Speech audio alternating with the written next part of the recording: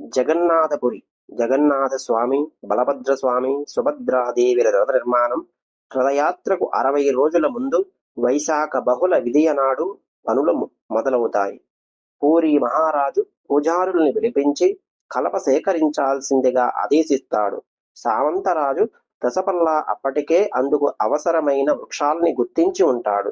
వాటికి వేద పండితుల శాంతి నిర్వహించాక జాగ్రత్తగా నరికి 1072 కాండాలను పూరీకి తరలిస్తారు. రథాల నిర్మాణానికి 13,000 ఘనపుటడుగుల కలప అవసరం. ప్రధాన పూజారి నేతృత్వంలోని శిల్పుల బృందం అక్షయ తృతీయ నాడు రథాల తయారీకి శ్రీకారం చుడుతుంది. వాటిలో 832 ముక్కల్ని జగన్నాథుడి రథం కోసం, 763 ముక్కల్ని బలభద్రుడి రథం కోసం, 593 ముక్కల్ని సుభద్రాదేవి రథం కోసం వినియోగిస్తారు. జై జగన్నాథ, జై జై జగన్నాథ.